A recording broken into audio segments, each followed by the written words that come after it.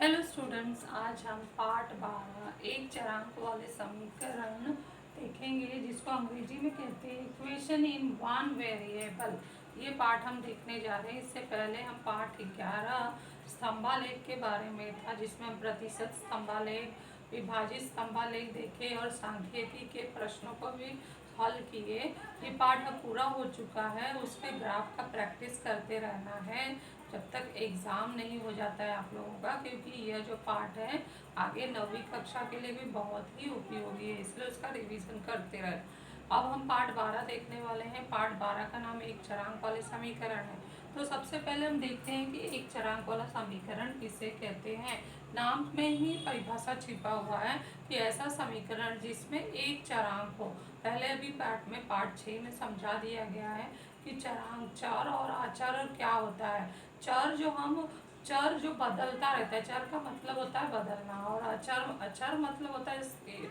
तो संख्याएं जो होती हैं वो स्थिर होती हैं। जैसे एक का मान चाहे कुछ भी कर ले बदलेगा नहीं, उसका वैल्यू होगा एक ही होगा, दो का दो ही होता है, तीन का तीन ही होता है।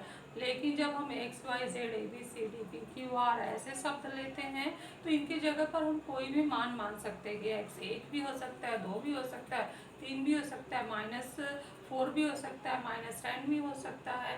तो इसका मतलब है जो X Y Z A B C D ये जो अक्षर है ये चर राशियाँ कहलाती हैं और संख्या अचर राशियाँ कहलाती हैं। अब जो पाठ का नाम है एक चरांक वाले समीकरण, मतलब ऐसा समीकरण। समीकरण किसके मेल से बनता है? चर और अचर राशियों के मिलाने से बनता है। तो ऐसा समीकरण जिसमें एक ही चरांक हो। एक चरांक मतलब x से शुरू हुआ है तो x से ही उसका चरांक हो, उसमें कोई y ना हो या दूसरा पद ना हो, सिर्फ अकेला x हो, एक ही पद हो उसका। तो ऐसे चरांक वाले समीकरण को हम एक चरांक वाला समीकरण कहते हैं। तो एक ऐसा समीकरण जिसमें एक चरांक हो उसे एक चरांक वाला समीकरण कहते हैं। उदाहरण के रूप में है 17p-2 बराबर 49। तो यहाँ देखिए हम 17 अचर है, 2 अचर है, 49 अचर है। जो p जो है वो चर राशि है और वो एक ही है और कहीं लिखा नहीं है। तो इस समीकरण को हम एक चरांक वाला समीकरण कहते हैं। दूसरा 9x/8 धन 1 बराबर 10 है।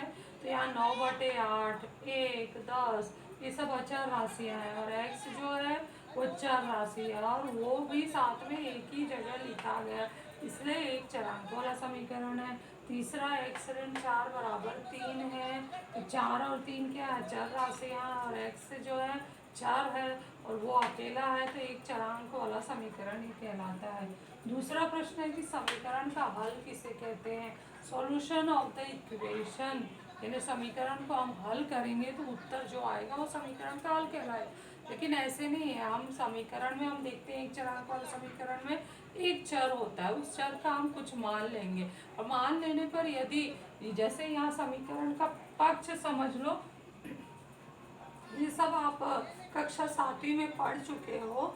ऐसे सब जब एक चरांक वाले समीकरण आते हैं और बीच में बराबर का चिन्ह होता है, बराबर का चिन्ह ध्यान दो कि ऐसे सब समीकरणों में बीच में होता है, साइड में नहीं होता है। बहुत सारे बच्चे बराबर यहाँ चल रहा है यहाँ भी लिख देते हैं, तो वो गलत तरीका है, वहाँ नहीं लिखना है।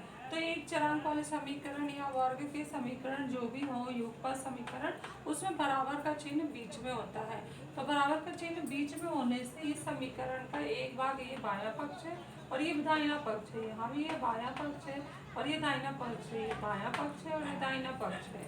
तो दो पक्ष हो गए, बायां पक्ष और दायां पक्ष। तो किसी चरांक के किसी एक मान के लिए मान हमने रख दिया इसके अंदर और उनका मान जो है समान हो जाए, मतलब बायां पक्ष का मान दाहिने पक्ष के बराबर हो जाए, तो हम कहेंगे कि ये समीकरण जो है, समीकरण का जो हमने मान रखा है चर का, वो इस समीकरण का हल है। तो यही परिभाषा में दिया गया कि समीकरण में दिए गए चर के लिए जो मान रखने पर समीकरण के दोनों पक्षों का मान समान हो जाता है, उस चर के मान को समीकरण का हल कहते हैं। तो मतलब हमें चर का कोई मान लेना है, रखना है।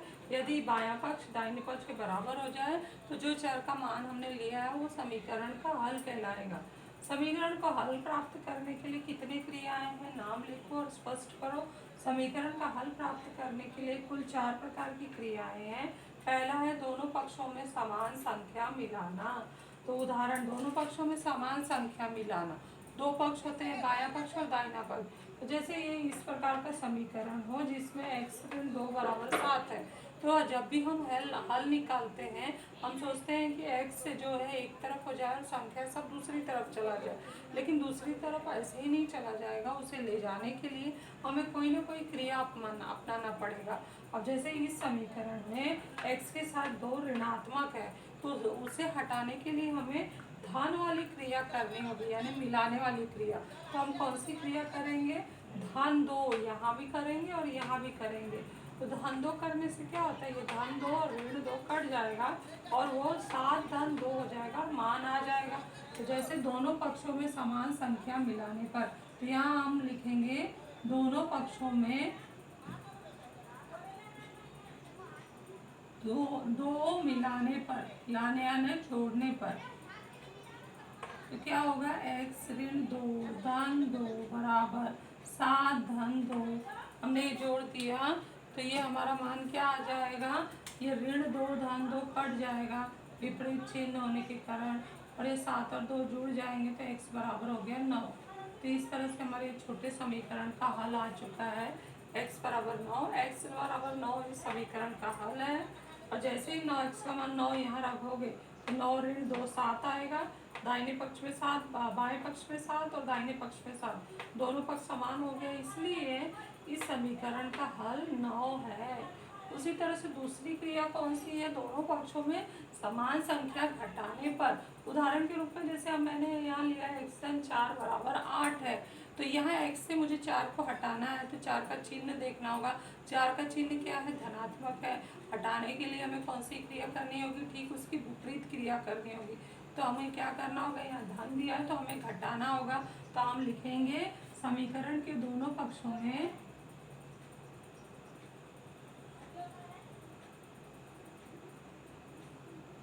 चार घटाने पर,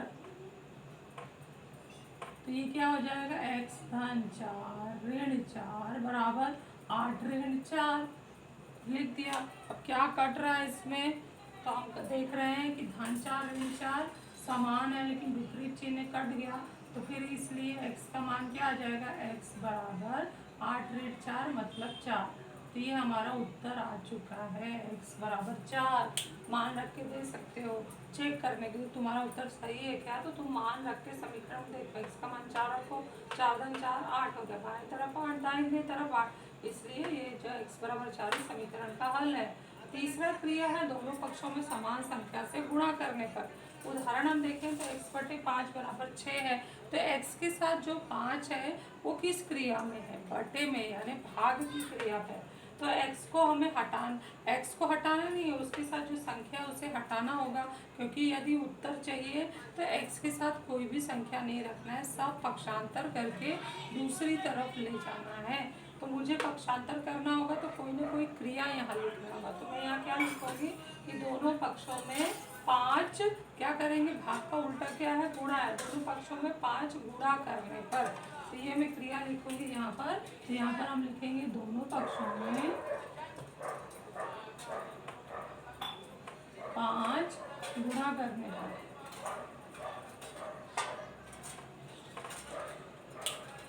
तो ये क्या हो जाएगा, x बटे 5 गुणे 5 बराबर 6 गुणे 5, ये 5 5 कट गया तो x बराबर आ गया 6 पंजे 30।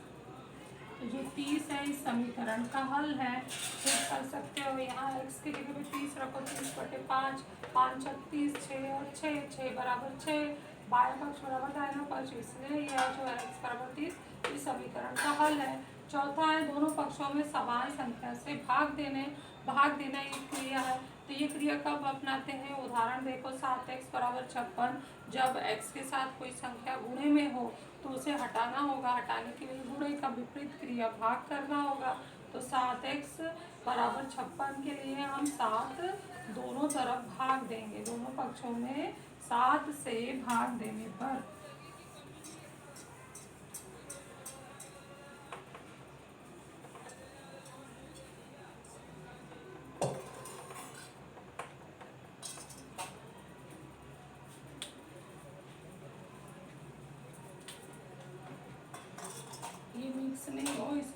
लाइन खींच दे रही हूँ।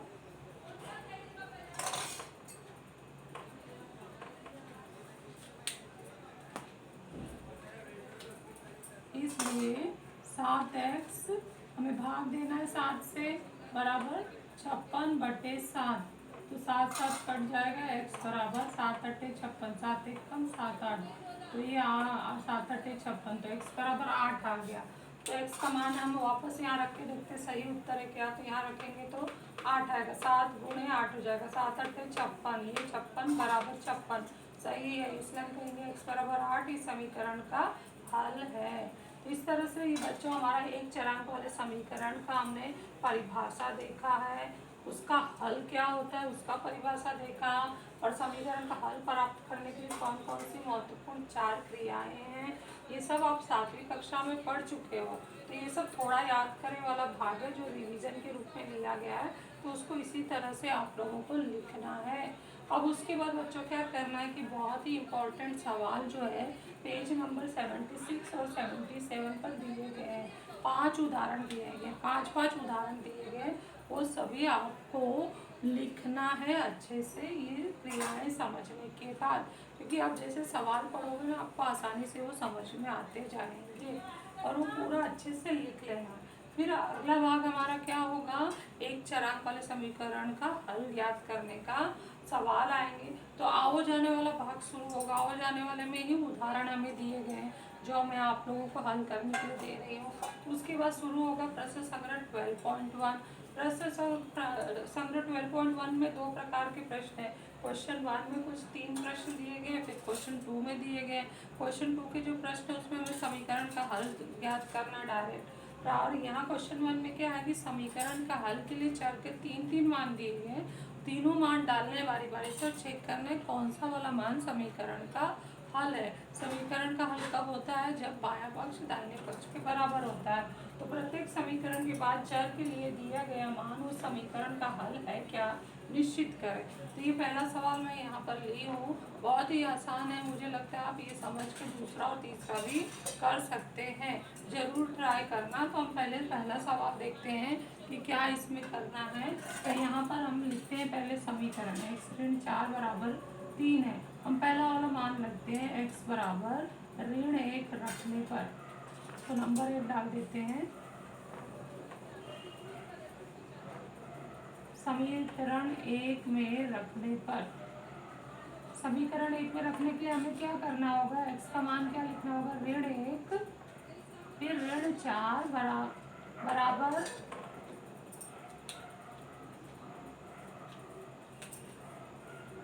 पहले हम क्या करते हैं बायां पक्ष लिखते हैं, बायां पक्ष, क्योंकि एक साथ हम बराबर करेंगे तो वो ठीक नहीं है तरीका, बहुत बच्चे यही गलती करते हैं। तो बायां पक्ष हमारा क्या है, x ऋण 4 है, तो ऋण 1 ऋण 4 कितना हो गया, ऋण 5 हो गया, और दायां पक्ष में हमारा मान कितना है, दायां पक्ष कितना है, बराबर 3 है, तो इसको हम नंबर 2 डाल देते हैं और ये नंबर 3 डाल देते हैं। तो 2 और 3 से हमने क्या समझा, 2 और 3 से क्या बायां पक्ष दाहिने पक्ष के बराबर है, बायां पक्ष बराबर नहीं है दायां पक्ष के, इसलिए x बराबर ऋण 1 समीकरण का हल नहीं है।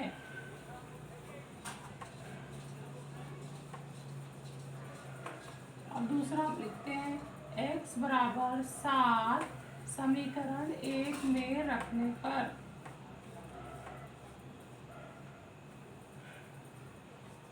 तो रखते समय हम क्या करेंगे, फिर बायां पक्ष देखेंगे, बायां पक्ष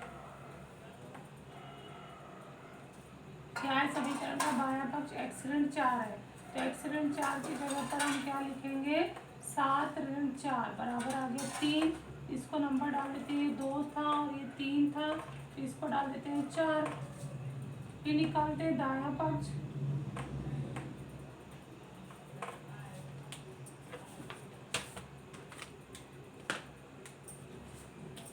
दायां पक्ष हमारा ऑलरेडी हल किया हुआ है, 3 है, ये नंबर हो जाएगा 5, 4 और 5 से क्या पता चल रहा है, क्या बायां पक्ष दायां पक्ष के बराबर है? तो हाँ, बायां पक्ष बराबर है दायां पक्ष के, इसलिए x बराबर 7 इस समीकरण का हल है।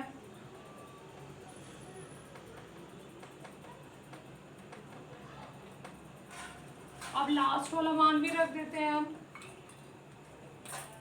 वो भी चेक कर लेते हैं। x बराबर ऋण 7 समीकरण 1 में रखने पर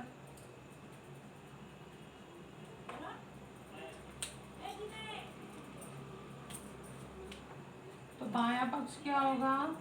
बायां पक्ष हमारा है x ऋण 4 बराबर होगा ऋण 7 ऋण 4 बराबर होगा ऋण 11। तो दायां पक्ष क्या है? दायां पक्ष हमारा 3 है, तो इसको हम नंबर डालेंगे 7 और ये हमारा हो जाएगा 6,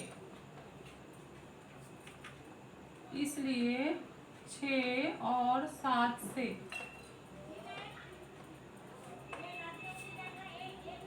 ऋण 11 बराबर नहीं है 3 के। 6 ऋण 11 और 3 अर्थात बायां पक्ष दायां पक्ष के बराबर नहीं है, इसलिए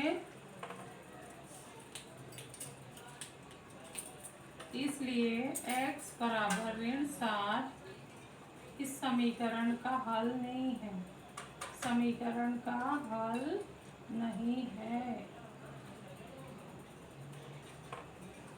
बहुत आसान है, लेकिन थोड़ा सा लिखने में ये बड़ा हो जा रहा है, तो ये पॉइंट लिखना बहुत ही जरूरी है। अगर आप इस तरह से लिखे कि x ऋण 4 बराबर 3 है, उसका मान रख दिया ऋण 1 ऋण 4 बराबर 3, तो वो गलत तरीका है। आपको उसका जो है समीकरण का बायां पक्ष पहले हल करना, दायां पक्ष अलग, फिर दोनों को मिलाना है कि क्या ये बराबर हो रहे हैं।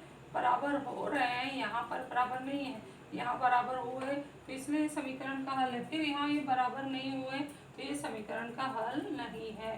तो बच्चों क्वेश्चन दूसरा और तीसरा जरूर ट्राई करना। Thank you.